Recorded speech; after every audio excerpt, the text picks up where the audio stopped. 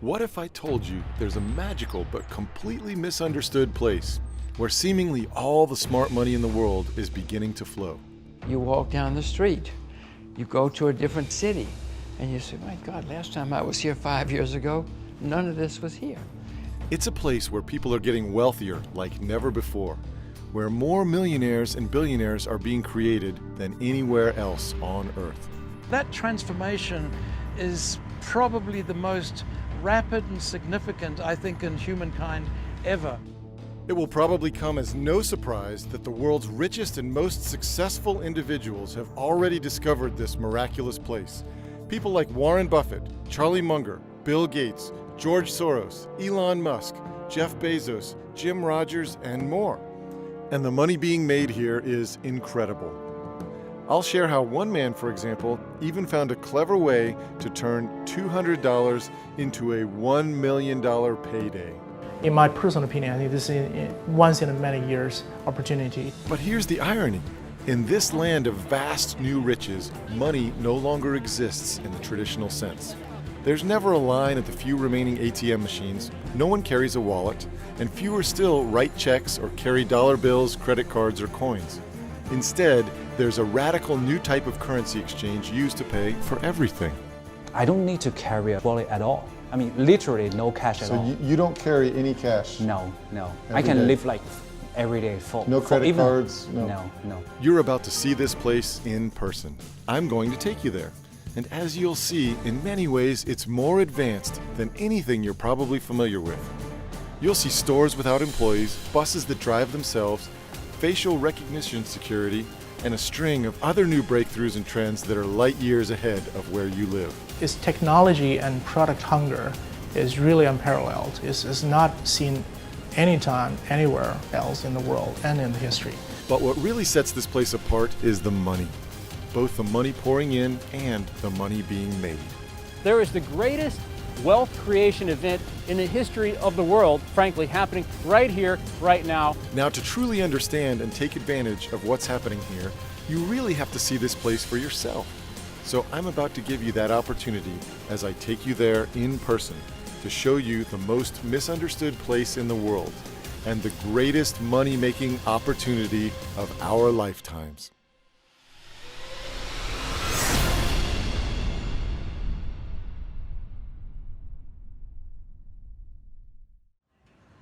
Hi, my name is Steve Sugarrood. I'm a former hedge fund manager, but I'm excited today to play tour guide and take you on this incredible adventure. Right now, I'm at the Newark Airport. I left my island home in Florida early this morning, and now I'm about to hop on a plane and take you to this place where so much money is flowing, so much wealth is being created, and where you really can get a glimpse into the future. But before we go forward, we need to first step back. This is a journey that I started more than 20 years ago and have continued many times in recent years. Every time I come here, I'm even more amazed. What I've realized is there's never been a bigger distortion between perception and reality than I see in this place, right here, right now. What people think about this place is nothing even close to what it really is or what it's becoming. So what is this place that I've been talking about? Well, as you can probably tell from what you see behind me, we are in China. I'm standing on the Great Wall of China at a place called Mutanyu, roughly 50 miles north of Beijing. This section of the wall was built beginning more than 600 years ago, back in the 1300s. Isn't this place incredible? On a clear day, you can see for over 20 miles. But here's the incredible thing. China is not only radically different from the place it was 600 years ago, it is also completely different from the place it was just a generation ago, even from a political point of view. They call themselves communists, but they were probably the best capitalists in the world in 2018, 2019. California is more communist than China is. Massachusetts is more communist than China. And this incredible adaptation of capitalism has transformed the country in just a single generation. People who are my age, in their 40s and 50s, grew up in a very different time. In Beijing, I met with a successful hedge fund manager, and the stories he told me were incredible. When I was a kid, when I read book, we do not have electricity. At night I need to use use I heard the same story again and again as I met with some of China's most successful people. When I grew up, I was born in 75 and lived in China till the age of 10 in Hunan province, which is fairly poor, but back then everyone's poor in China. And we still had to have rations, like coupons for meat, for eggs, for material to make clothing with. And you're lucky if you had one new outfit per year. Fabric coupons. Yes, exactly. Fast forward 40 years, and here is a glimpse of China today after years of lightning-fast growth.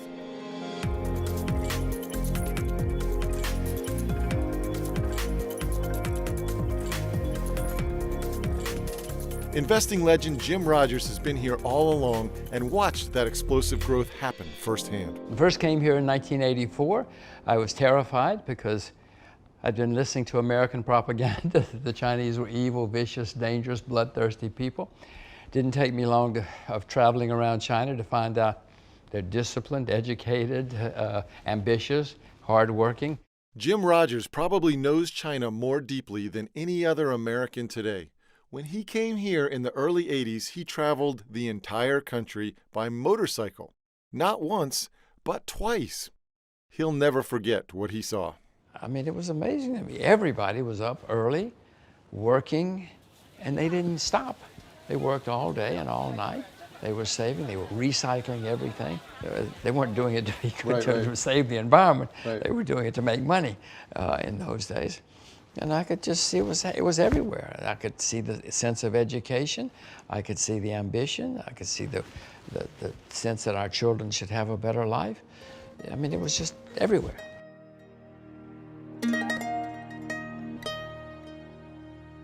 Peter Churchhouse is another person who has seen China like few others. He's a successful businessman who arrived in Hong Kong in 1980 and soon went on to run Morgan Stanley's Asia division. He was there long before the explosive growth of China, and he's seen it all happen firsthand. I came to Hong Kong in 1980, so I've been here nearly 39 years now. I came to help build a new town in the new territories in Hong Kong. And at that time, Shenzhen, which is the city just north of Hong Kong, that city was not a city, it was a village of about 300,000 people. And you walked around that village, there were people, blacksmiths beating charcoal implements in the street. There were no buses, no taxis, no cars.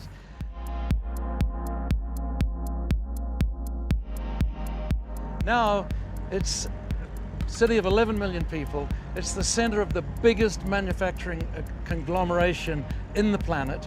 That area now has a GDP roughly the size of Russia, slightly smaller than Spain. And that was nothing. It had nothing 38 years ago. So that's the kind of development. Potentially the highest tech company in the world. Oh yes. I mean, so many of the China and the European and American tech companies have their operations based in that area.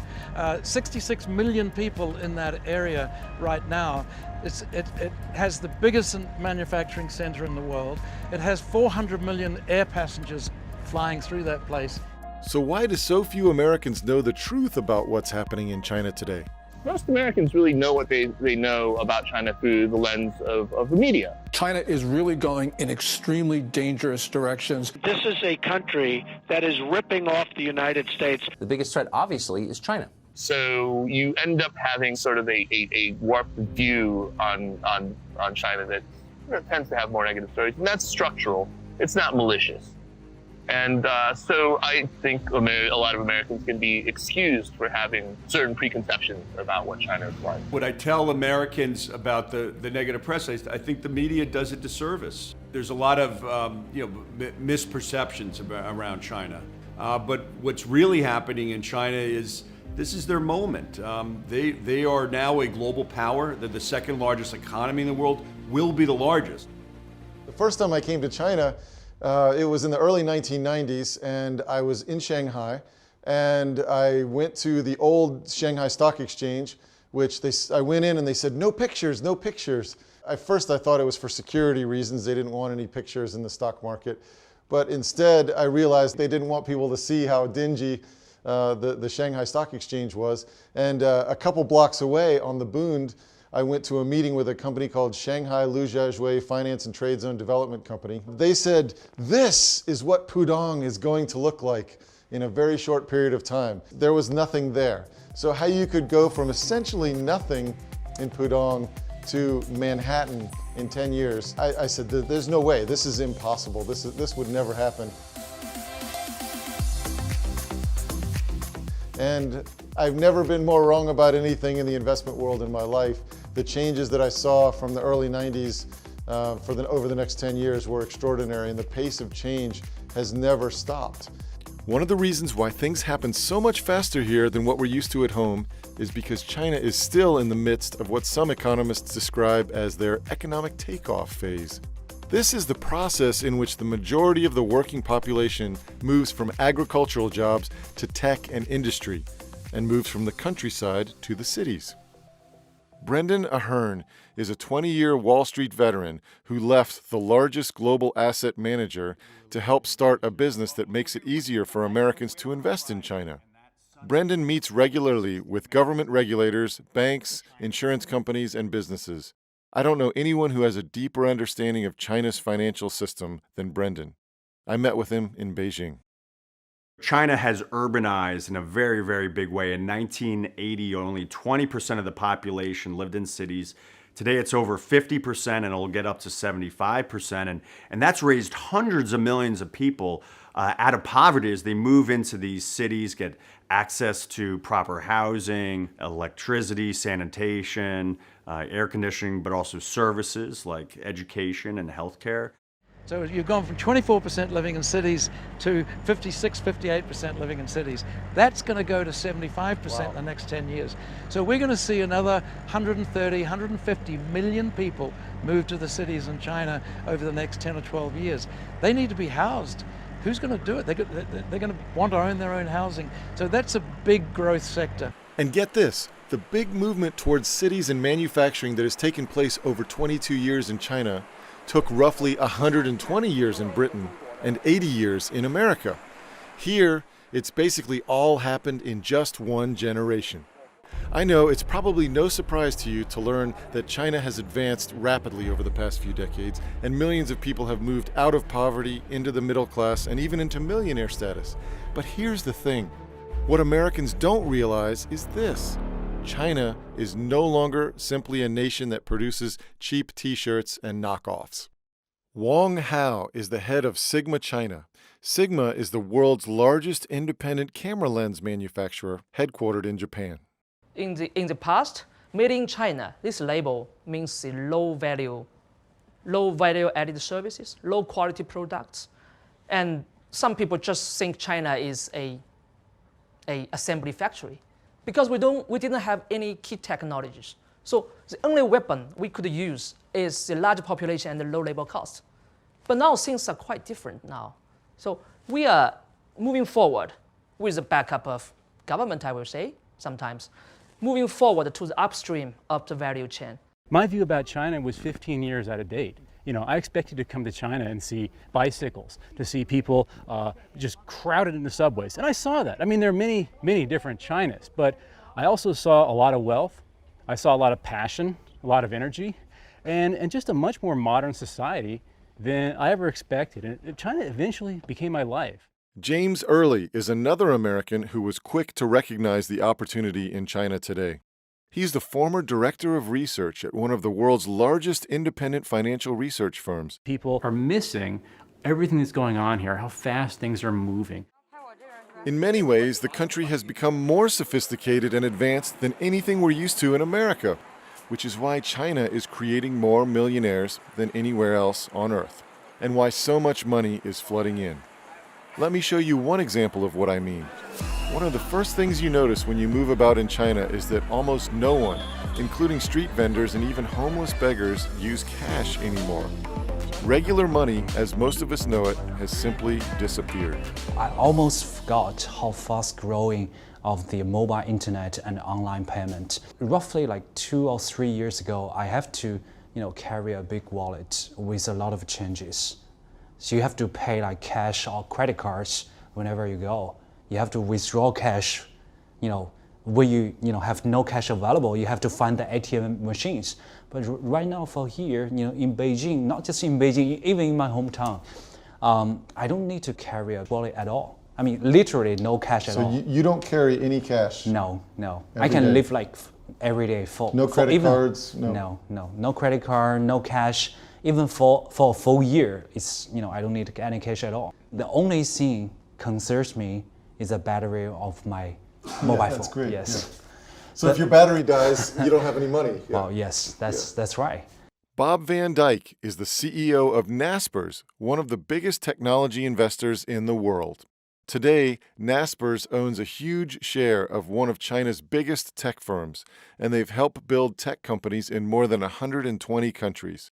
I met with Bob at his office in Amsterdam. Where typically now you check into a hotel, you put your credit card down, and you go through registration.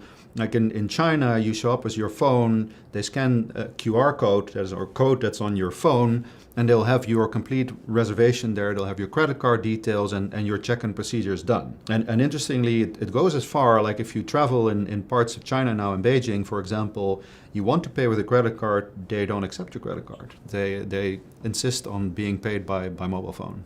The other day I was in Beijing and I was trying to buy an ice cream. She was a 19-year-old, young woman, and she couldn't sell me an ice cream because I had money. I had renminbi. Yeah. She couldn't take money. You have to do it on your phone. Yeah. Everything is on. I wish I were buying a Mercedes because she gave me the ice cream in the end. Oh, really? She felt so sorry for this poor foreigner who couldn't, all he had was money. No, the many things in China are ahead of the U.S. Again, I don't like saying it, Steve. I'm an American. My kids are Americans. My wife is American. But I have to face reality. And Tencent, Alibaba, you know the names as well as I do.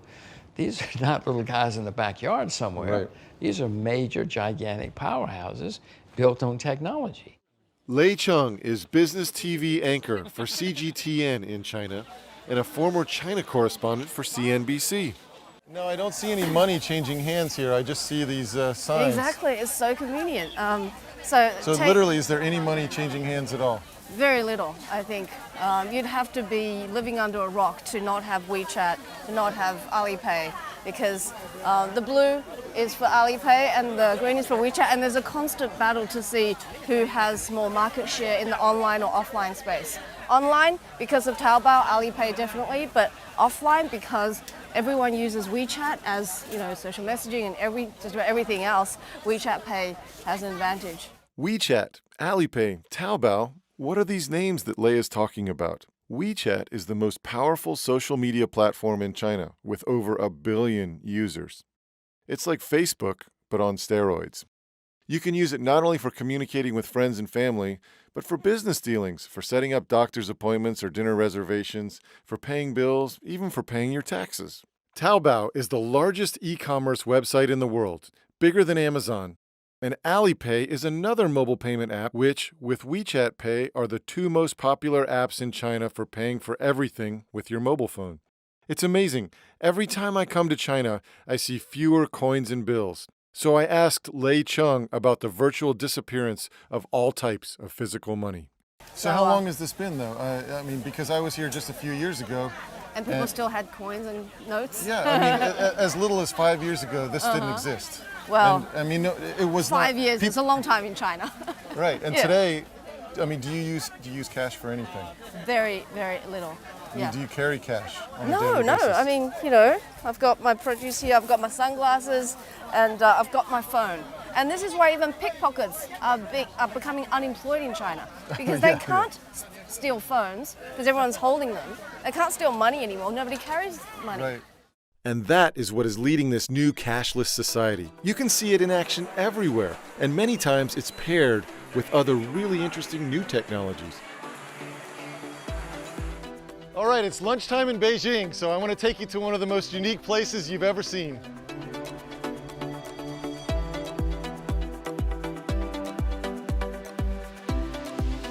So here's what's unique about this place. There are no servers at the tables. All of your food travels down all of these tracks, goes right in front of you at the individual table. Let's get started and order us a burger. This is the way it goes. We'll find the American burger there. Check out, continue to payments. Select WeChat. Hold up the QR code right here. Now we just wait for our burger.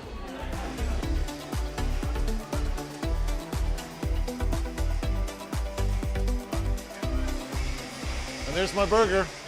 So I would say a great example of a technology that we think is coming to fruition everywhere is using mobile phone to sell used goods.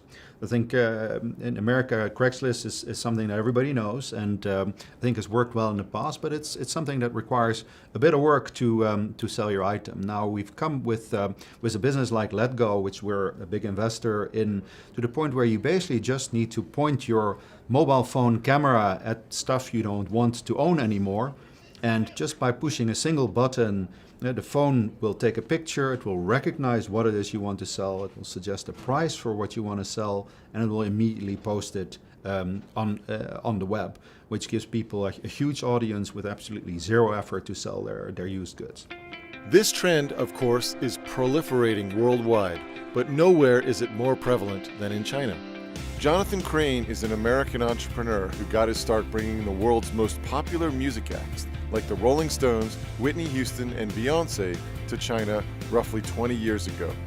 He explains the incredible transformation he saw take place in just a few years. Doing business in China, what you immediately see is that things move very quickly over there. People are very fast at innovation, and also adoption is much faster in China than anywhere else in the world.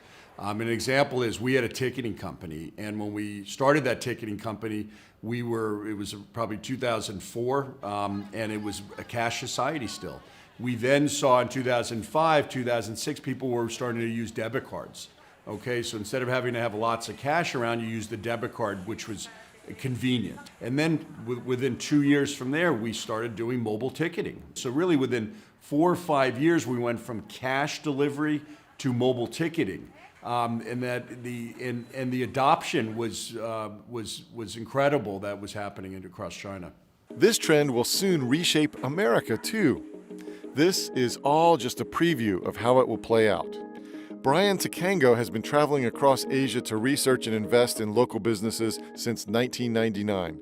He's got a remarkable track record of finding future blue-chip companies when they are just still small firms.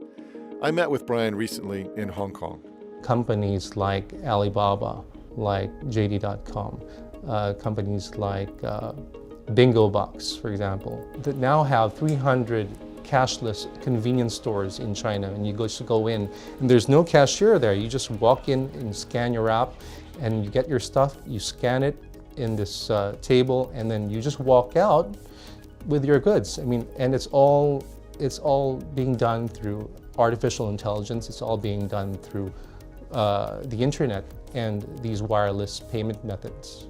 I went to one of these employee-less stores in Shanghai. All right, Steve, we're coming out of the subway here in suburban Shanghai. This is a middle-class area. This is not fancy. This is not cutting edge. This is just average China. But you can do a lot of things, including visit an unmanned store just with your face.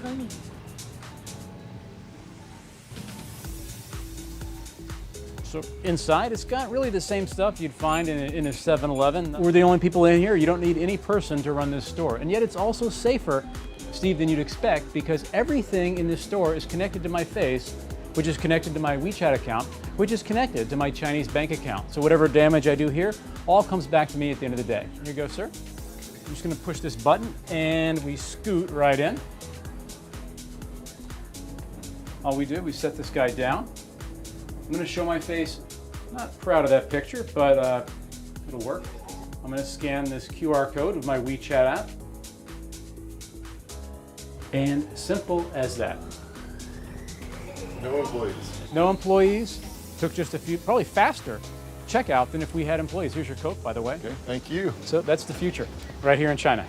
So one of the things that I think is really transforming people's lives is how people use WeChat in China. So for example, when people decide to meet some friends for dinner, they typically would invite them via WeChat because they're obviously in their contacts. Then they would send, the reservation would happen through WeChat because the restaurant they want to go to is a contact as well, and they have their booking system integrated in WeChat. So then they show up at the restaurant at the same time. The ordering, actually the menu of the restaurant will be embedded in WeChat, and they online order. So there will be no waiter taking orders, but everybody orders on their mobile phone. In the end, the check also gets sent to the mobile phone, and people actually can choose to pay with their integrated Tenpay option. So the waiter only brings the food, and everything else automatically gets done through the WeChat app. These technologies have even changed the way people buy cars. Get this, you can now reserve a test car on your phone, then pick it up at what is essentially a giant vending machine for new cars by BMW, Ford, and Volvo, and then drive it around all you want, test it for the next 3 days for less than $50. The thing you need to understand is that it's not just about making payments on your phone or getting rid of physical cash. This development creates hundreds and hundreds of new business ideas. This is the future for us in America, but it's all unfolding right now in real time here in China. Kevin Liu studied at Cornell University. Today, he's an equity strategist at CICC, the largest investment bank in China. Kevin is part of what is widely considered to be the best equity research team in the country, and we met up in Beijing. Back to 2006, it's roughly just over something like 1% in China with regard to like mobile penetration. In 2006, 1% of Chinese people had mobile internet. Today, it's at least 50%. At least. At least, yes. At least. My life is kind of, tied, very closely tied with my phone. Today, the amount of money the Chinese spend on e-commerce is 42% of the world's total. That means the value of China's e-commerce transactions is now larger than the value of the e-commerce transactions from France, Germany, the UK, and the US combined. This is why the money is flowing to China, and why more millionaires are being created here than anywhere else in the world. Everyone, everywhere, uses their mobile phone to pay for everything. Food, train tickets, plane tickets, tolls, clothing, fast food, everything with their mobile phone. In fact, on our most recent trip, we tried to spend a few $100s buying souvenirs in a Shanghai bookstore, but they no longer accepted credit cards. What we often look at is what is the size of the potential user group we have. And for example, the number of internet users in China is rapidly approaching 1 billion. And those are numbers that even for a huge market like the US, they dwarf the very impressive numbers of the US. And I think that in time, as these populations become connected, wealthier, presents a fantastic investment opportunity.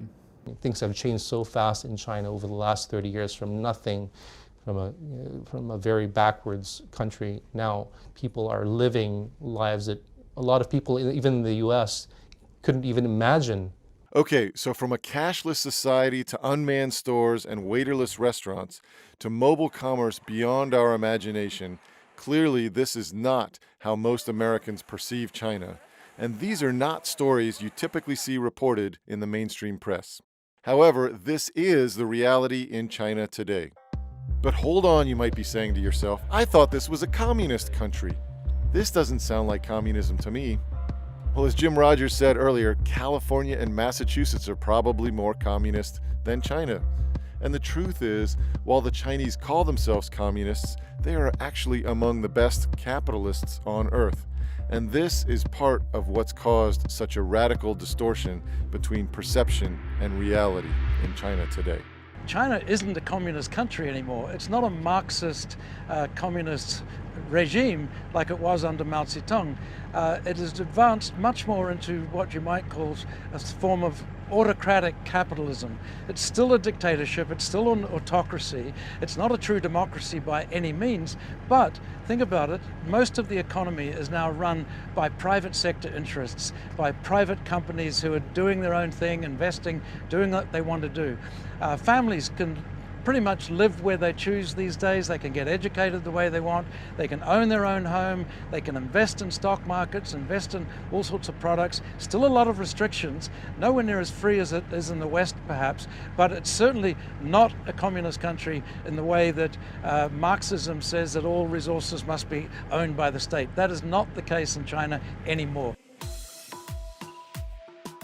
I mean, this is a country where since 1978, 1980, when Deng Xiaoping started the open door policy, a country where GDP growth has skyrocketed, where life expectancy has skyrocketed, where quality of life skyrocketed. Everything has gone up, up, up. This is an economic miracle. You know, those are measurable facts in a communist country brought about by capitalism. It's almost ridiculous to call China a communism country because the government is the biggest capitalist in the world. I never look at China as a communist nation. I don't even ever use the word. China is very capitalistic. Okay, there's a middle class forming there. You have hope. I go back to the word hope. That you can be low income and become a billionaire. The truth is, the government in China works very differently than most Americans think.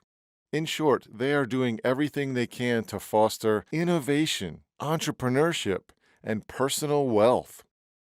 Here's a great example of how the Chinese government has worked with private businesses to develop something that is light years ahead of what we have in America. We're getting on the high-speed train from Beijing to Shanghai.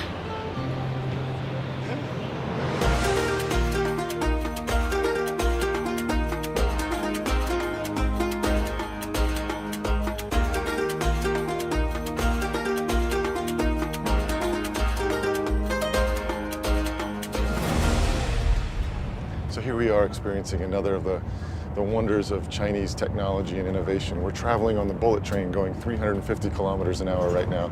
That's 250 miles an hour. And one of the common things I hear from Americans is, China makes inferior goods, the technology's inferior. But meanwhile, everyone's using their Chinese-made iPhone. And I think it's fair to have American pride, which I do myself. But I think we also need to be honest about the reality. I mean, here we are, again, traveling 250 miles an hour, using our Chinese technology, and this is reality in China today. China's high-speed train system is a government-private sector collaboration that was built in about a third the time it could have been built in America, Europe, or anywhere else in the world. Jerry Liu spent more than a decade at Morgan Stanley and Templeton Asset Management. Today, he's the founding partner of Everpine Capital, a private equity firm that helps companies with cutting-edge technologies take advantage of the Chinese markets. We met with Jerry in Shanghai. Once again, if you look at the high-speed rail network in China, I mean, even you roll back by like 15 years, it literally did not exist. They built everything from scratch into the longest, fastest, most extensive logistics infrastructure in the whole world. I think the high-speed rail network is really changed that country and allowing people to move in and out of cities quickly, but also be able to have access to major cities to work, but be allowed to live in second and third tier cities for more affordable housing.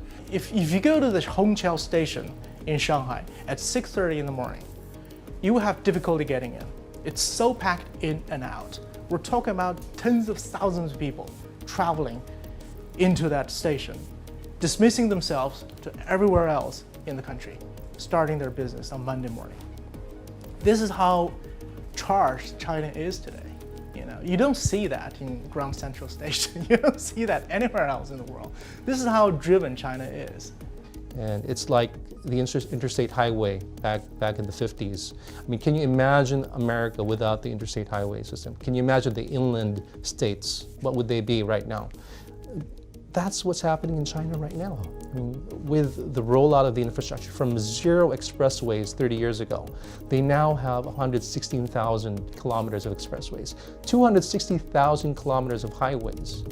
From 99 airports, they now have almost 300 airports, and they're building dozens more. You know, when you come to China and see, you fly into these brand new airports, you ride these bullet trains going 250 miles an hour. You pay for things just using your phone. You don't carry cash or even credit cards. You really do understand what's happening here is different, and it's potentially only in its infancy and is only going to get even bigger. What I think you have to understand is that the leaders here are not trying to establish a communist system where everyone is equal. This is not at all like Russia or North Korea. Instead, they are trying to design the most effective capitalist and entrepreneurial system in the world, and they've proven pretty darn good at it so far. There's no better example of the radical transformation that has taken place here with the government's help than the amazing place I showed you earlier, the city of Shenzhen. As we told you, in 1979, only 300,000 people lived here, but Shenzhen became China's first special economic zone. It's gone from a backwater village to the most important tech manufacturing center on the planet, with a population that's about the same size as America's two biggest cities, LA and New York, put together. It's home to 1,500 research and scientific institutions. It's not just making t-shirts and training shoes. It's some of the highest tech companies in the world. Shenzhen is one of the big reasons why, in mid-2018, for the first time ever, Chinese companies attracted more venture capital than American companies. And although the mainstream press almost never tells this story, the money is clearly flowing to China. When you take a quick look at what's happening in Shenzhen, it's easy to see why. Today, just this one Chinese city, which most Americans have never even heard of and basically didn't even exist 40 years ago, is home to the world's third biggest internet company. It's bigger than Facebook or Netflix. The world's biggest maker of drones, DJI. The world's biggest maker of plug-in electric cars. No, it's not Tesla, it's BYD. And the world's biggest telecom equipment company. It's Huawei, which is 3 times bigger than Sweden's Ericsson. Many, including the Wall Street Journal, have referred to Shenzhen as Silicon Valley of the East. But in many ways, it's actually much more advanced and more sophisticated. Shenzhen has the world's largest metro line and the world's first all-electric bus fleet. Incredibly, its 16,000 buses are all electric and make no noise or pollution. This single city has built more skyscrapers in a single year than the entire United States during that same time. And this is a critical point. Today in Shenzhen, it's not a place where businesses simply copy ideas and products. It's a new reality where China is quickly becoming one of the most innovative economies on the planet. Kaiser Kuo knows both America and China intimately. He's a former director at Baidu, China's largest internet search engine. He's also a former member of the Tang Dynasty, China's first heavy metal rock band which formed 30 years ago. Today, Kaiser lives in America, where he helps run a China-focused media firm. I met up with Kaiser in Beijing. There was a joke even among people who worked in the industry. We said, C2C, which of course in English means, consumer to consumer. C2C means copy to China. There certainly were a lot of companies that were simple clones of American counterparts. What's really interesting, though, is how quickly that whole narrative shifted. Shenzhen, the city that had blacksmiths beating charcoal implements in the streets less than 40 years ago, is now the electronics and hardware capital of the world. It's the most sophisticated and advanced place on Earth when it comes to building new electronics and hardware. While Silicon Valley has chosen to focus on software, Shenzhen has a major advantage in all of the world's actual equipment. That's why Apple has set up its latest R&D center here. IBM is here. So is Oracle, Cisco, Nvidia, Emerson Electronics, Amazon, Samsung, Microsoft, Intel, Qualcomm, Tesla, DuPont, Whirlpool, Mattel, Philips Lighting, Radio Shack, Texas Instruments, 3M, Broadcom, Black & Decker, Toshiba, GoPro, and dozens more of the world's top technology firms. They've chosen to open up shop in Shenzhen. Airbus, the world's largest plane maker, just chose Shenzhen for an innovation center. General Motors makes more in China than it makes in America. Apple makes more in China than it makes in America. There are many major American companies. They know Right. General Motors knows that China is a gigantic market for high quality products.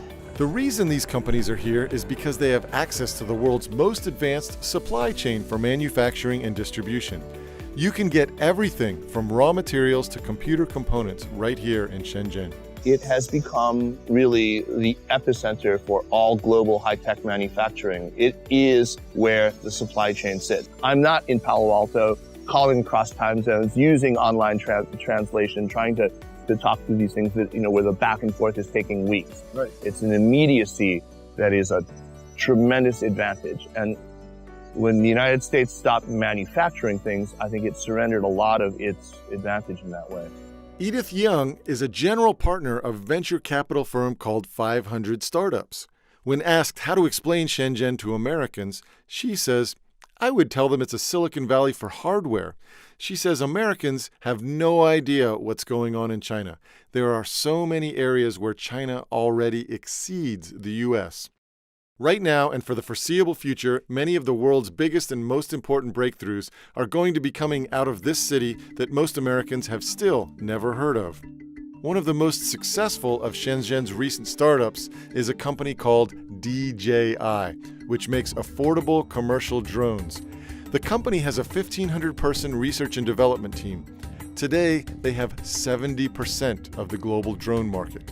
They'll be going public soon, but Americans have never heard of them. All they know is GoPro.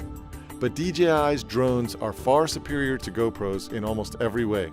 The tech site Gizmodo, for example, recently compared the two and concluded it's practically a landslide in DJI's favor. When you look at the amazing list of new technology companies in Shenzhen, it's simply astonishing. There's a company called Beijing Genomics Institute, for example. The scientific journal Nature called it a DNA superpower after the company bought so many genomic sequencing machines that it quickly owned more than half of the world's total. China used to be known for being the best supplier of cheap pharmaceutical ingredients and knockoff pills, but today China has the second largest number of clinical trials involving biologic treatments after the United States.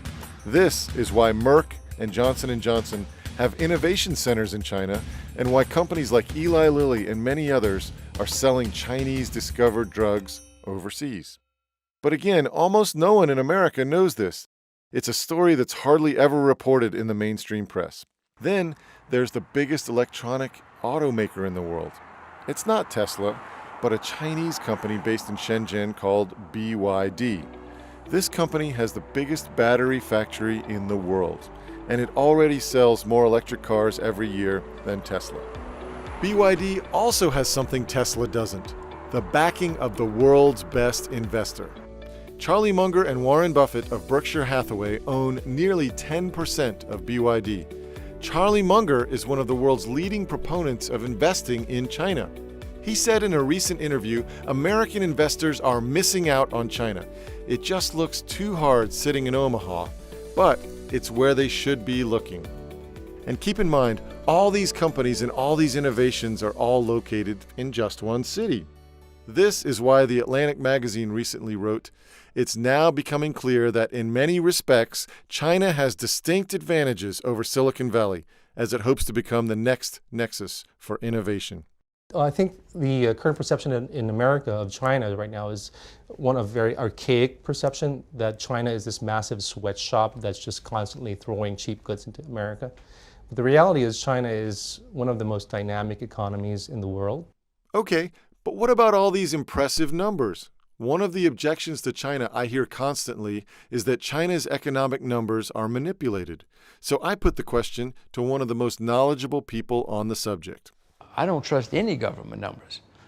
America, Germany, anybody. We've all been caught lying about our numbers, and I'm sure that the Chinese numbers, or some of them, are made up too. But it doesn't matter, because I've been coming here for 34 years.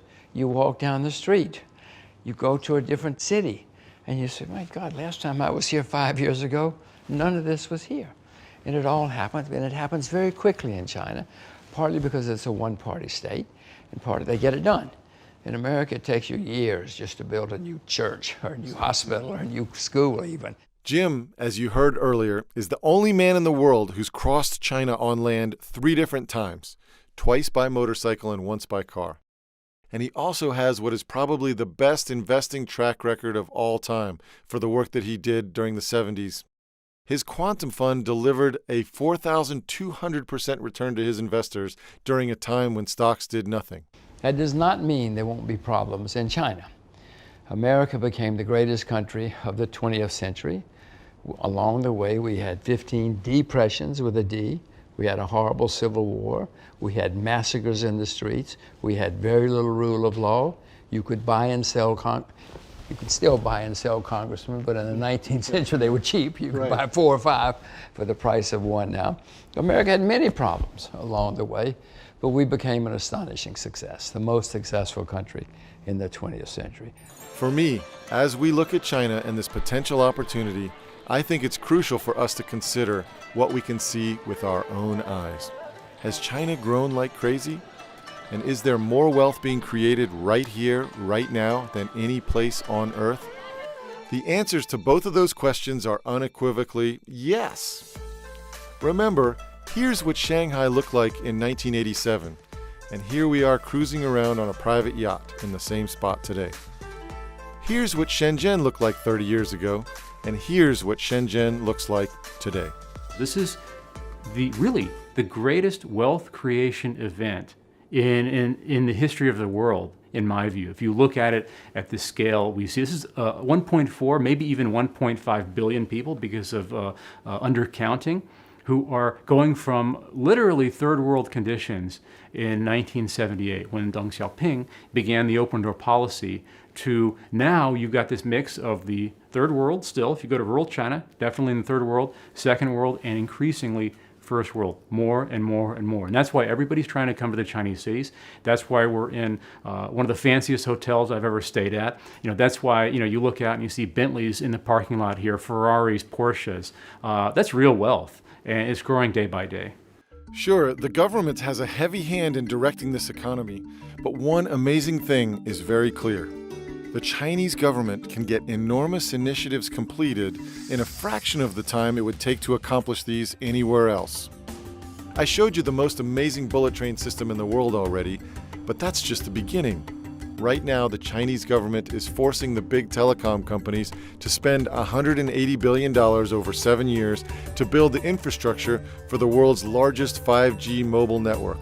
Meanwhile, in America, 50 different states are all trying to plot their own course. Do you really want to bet against China with this type of infrastructure initiative? I sure don't. Most of the rural areas, they've skipped the landlines. And my suspicion is that they're going to make the next leap into the 5G, faster than anywhere else in the world. Another example. In Beijing, I met with the man who designed Beijing's tallest building and helped design an area called Beijing Funtown. This is an ultra-modern, environmentally friendly area where nearly all of the businesses are venture capital, hedge funds, private banks, asset managers, and other types of investment funds. This is what's possible here in this communist country. China is an example of a country that has gone from the Stone Ages into the 21st century over a space of 30 years. So it's really a fundamental transformation of a society and an economy, the likes of which I've never seen. I don't think anybody's seen this kind of transformation in this kind of time frame anywhere in the world, not least a country with 1.3 billion people. The way I look at it is, yes, China has 1,000 challenges on its hands, but so does nearly every other country in the world. And there can be absolutely no denying that the opportunities in China are far bigger than anywhere else on Earth. Folks who are getting in early on these trends are making a fortune. You might be familiar with FANG, the acronym in the US for Facebook, Amazon, Apple, Netflix, and Google. Well, in China, there's something similar.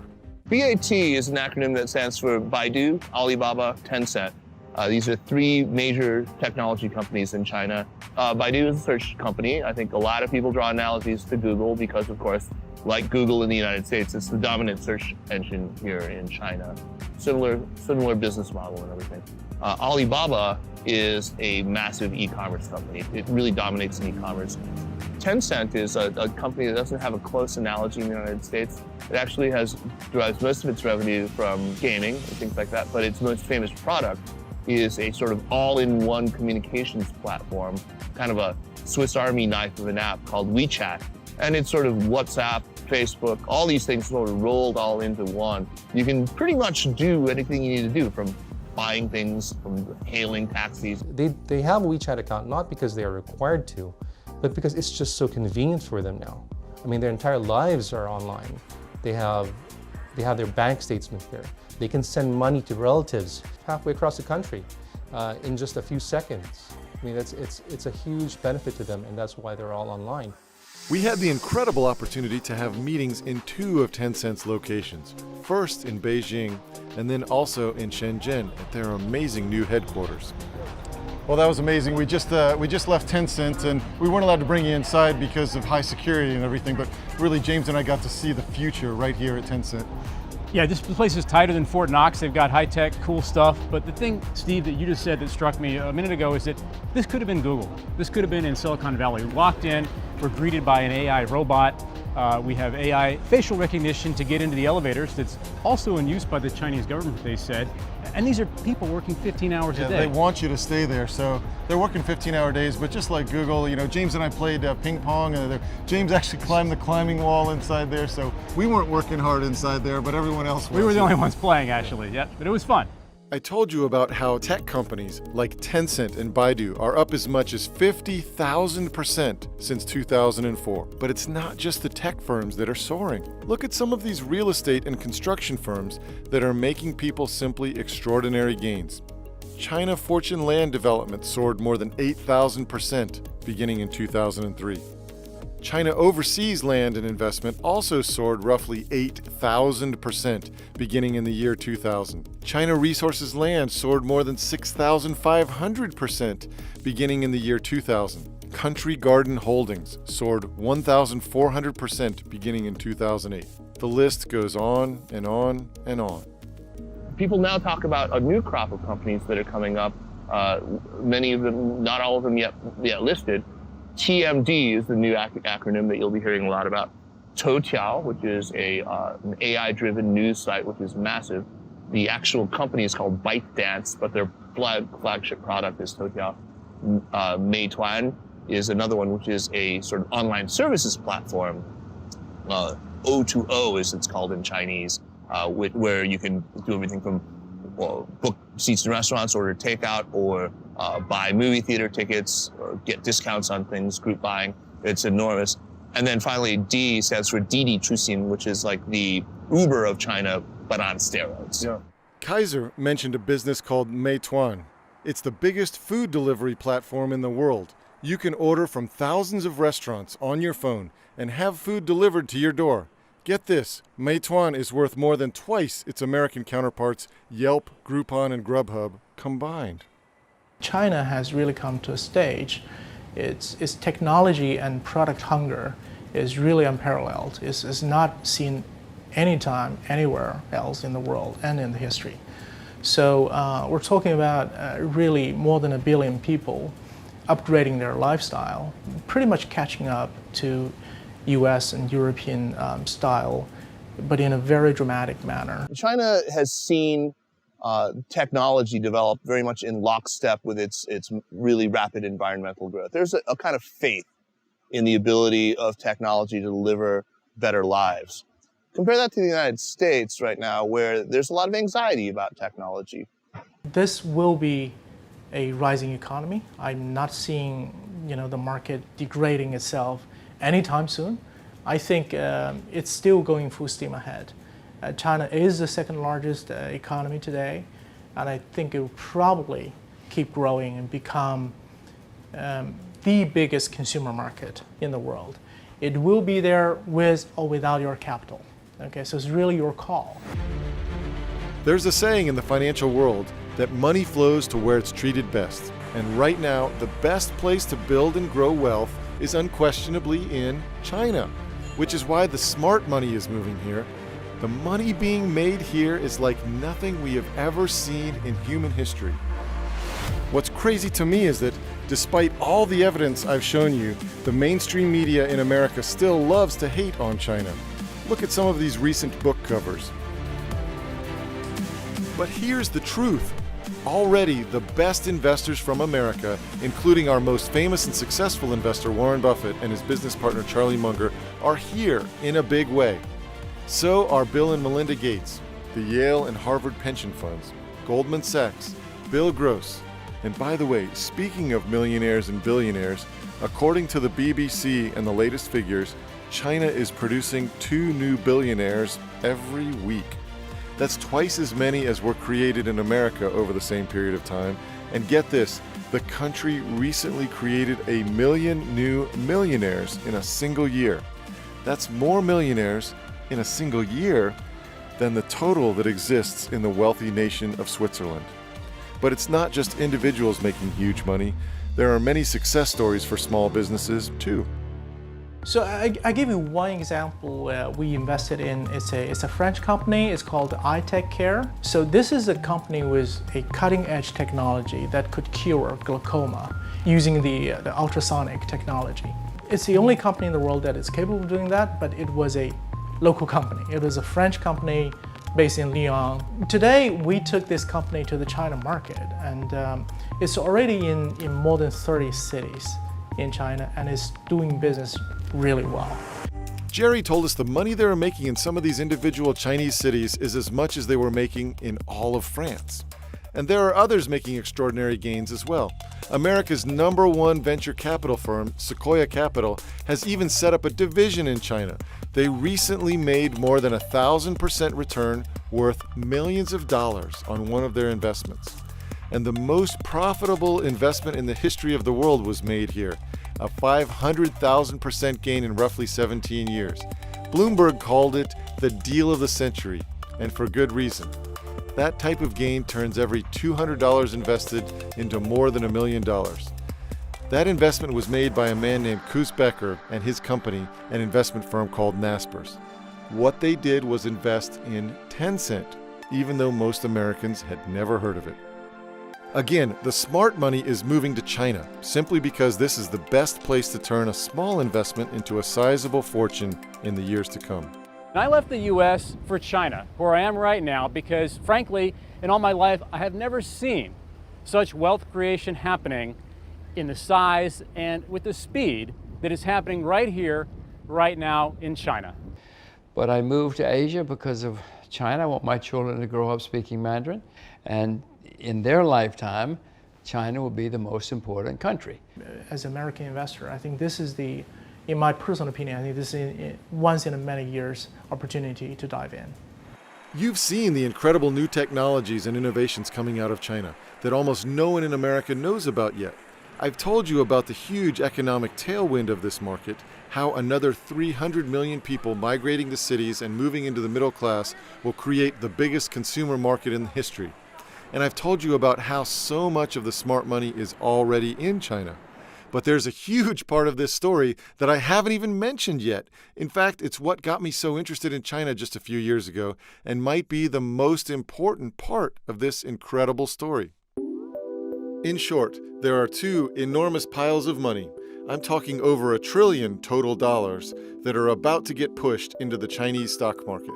This new money is absolutely 100% coming to Chinese stocks, and nothing like this has ever happened before in the history of the financial markets. Not on this scale. Here's the deal. A group called MSCI, which stands for Morgan Stanley Capital International, controls where a huge portion of international money is invested. And for the first time ever, MSCI is forcing hundreds of billions of dollars from the world's biggest mutual funds, pensions, and insurance companies to be invested in local Chinese stocks. There's going to be a sea change around China because as the largest asset managers, the largest pension plans globally, they're going to be coming here for the very first time because they have to own these stocks, these bonds that we hold today. This process started in June of 2018. The next waves of money are scheduled to go into Chinese stocks in May and August of 2019, with even bigger moves after that. We're talking hundreds of billions of dollars in total.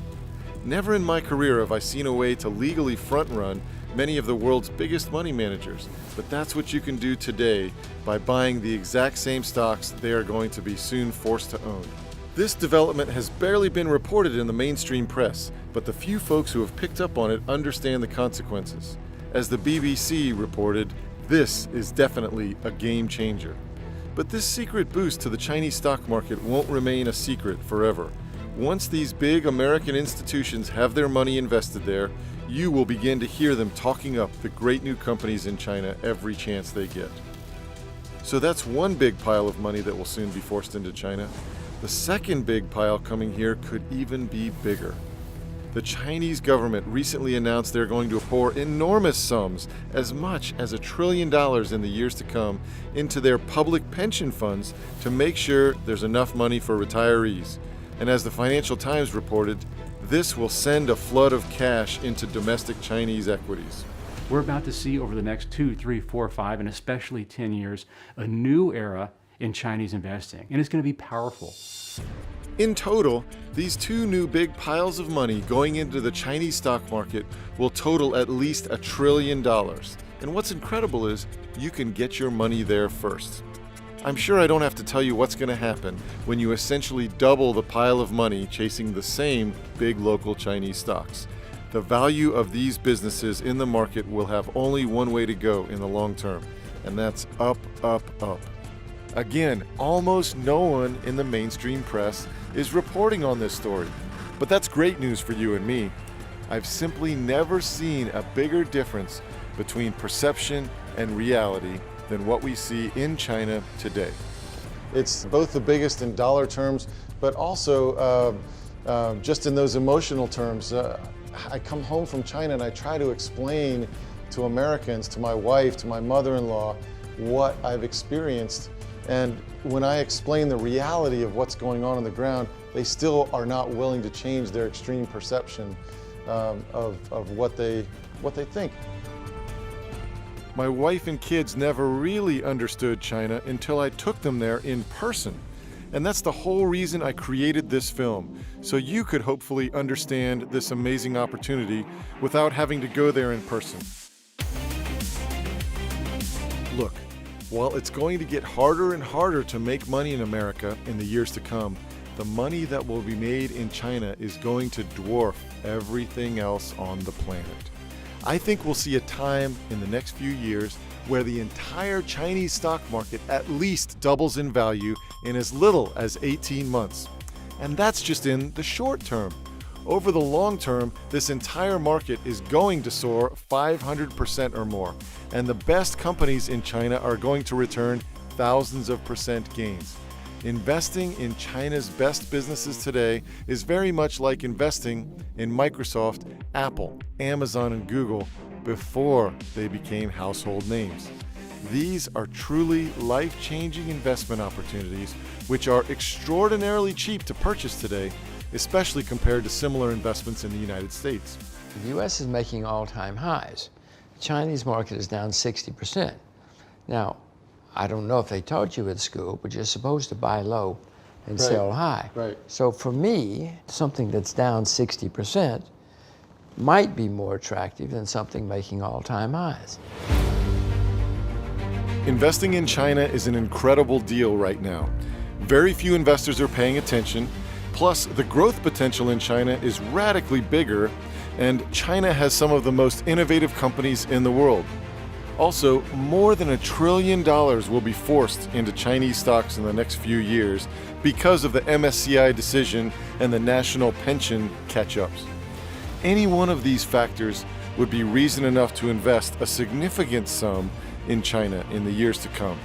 But when you add all these factors together, it's a perfect storm for making new money. I am extremely bullish on where China is going to be going. I think there are a lot of things, a lot of very strong tailwinds that we still see. Warren Buffett is the most famous and one of the most successful investors in America over the past 60 years. One of my favorite Buffett quotes is from his 1996 shareholder letter because it summarizes the opportunity before us in China today perfectly. Buffett says, "Your goal as an investor should simply be to purchase at a rational price a part interest in an easily understandable business whose earnings are virtually certain to be materially higher 5, 10, and 20 years from now. Over time, you will find only a few companies that meet these standards. So when you see one that qualifies, you should buy a meaningful amount of stock." I never thought we'd see a moment like this in my entire career. We have a moment where China is the world's second largest economy, and it's battling with Japan to be the world's second largest stock market. But meanwhile, nobody is invested in Chinese stocks. And when I say nobody, I mean American institutional investors, global investors, even the local Chinese are not really invested in Chinese stocks. I think China has huge investment potential. As I tell my customers all the time, there are always plenty of reasons not to invest somewhere. Yes, there are many reasons not to invest in China today, but think about this. There were many reasons not to invest in U.S. stocks back in 2009. In fact, back then, the reasons were way more compelling than they are to not invest in China today. But the U.S. market tripled back then, while most people simply sat on the sidelines. The same thing is going to happen over the next few years with China. There are plenty of reasons not to invest, but the big picture is clear. China has lifted 600 million people out of poverty over the last 20 years or so, and they've been brought into middle income status. And in the next 20 years, China will become a high income status country. So that transformation is probably the most rapid and significant, I think, in humankind ever. You've seen other little countries, they get an oil rush, you know, the Middle East, you get oil comes through and oil prices jump up and suddenly they're very wealthy. But it's 10, 20 million people. This is over 1 billion people. And it's not stopping here. There's still a long way to go. You know how people today are kicking themselves for missing out on Amazon, Google, Facebook, and more? Well, in 5 years or so, most of those same people are going to look back and say, "Man, how could I have not seen this huge opportunity in China, in the fastest growing economy in the world, with many of the best and fastest growing businesses on the planet?" At this point, Steve, I've essentially gone all in on China in my career. I've invested not just my money, but my entire career in this country. I think you'd be crazy not to participate in it, even in a small way. You don't need to jump in boots and all, but I think this is a growth story that's going to run for at least another 10 or 20 years. Imagine if you had not invested in the US in the last 30 years. What would you have missed out on? That's exactly what you will miss out if you don't invest in China today. I hope you enjoyed this journey through China and a look at the incredible opportunities that it presents us today. You know, I'm sure that some people are going to be very angry at me for making this film and encouraging people to learn more about China and to ultimately take an investment stake there too. In fact, I'm sure some people will call me un-American, but I hope that you're open-minded enough to see what's really going on. The truth is, China and America are the future together. It's not going to be, and it doesn't have to just be, just one or the other. And the simple reality is, many places in China are more advanced and more sophisticated than any place in America. But many of America's biggest breakthroughs and trends of tomorrow are taking place in China right before our eyes today. Plus, China's economy is likely to double in size in the years to come, and that's not likely going to happen anytime soon in America. Yes, there are 1,000 reasons not to invest in China today, but I think anyone who takes an unbiased look will see that the positives far outweigh the negatives. There's no doubt in my mind the massive difference between perception and reality in China today has created the greatest money-making opportunity of our lifetimes. But this story won't remain a secret for long. I hope you take advantage of it before the rest of the world catches on.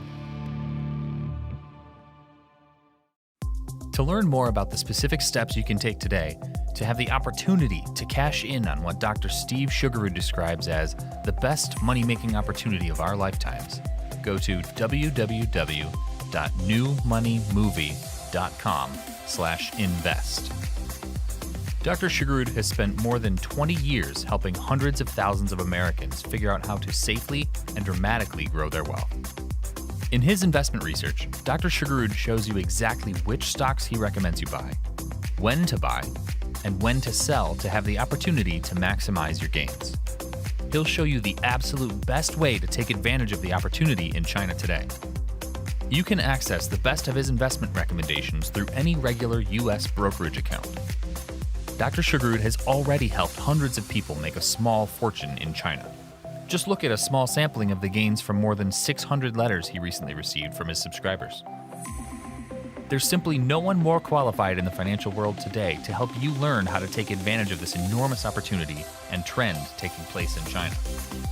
Best of all, today you can save half off the regular subscription rate for Dr. Sugarud's investment research recommendations, and you can try his work totally risk-free for 30 days. If you're not happy, or if you change your mind for any reason, no problem. You can get a full refund by calling or email his US-based team. To learn more, and to get access to Dr. Sugarud's top China investment recommendations in a matter of minutes, simply go to www.newmoneymovie.com/invest.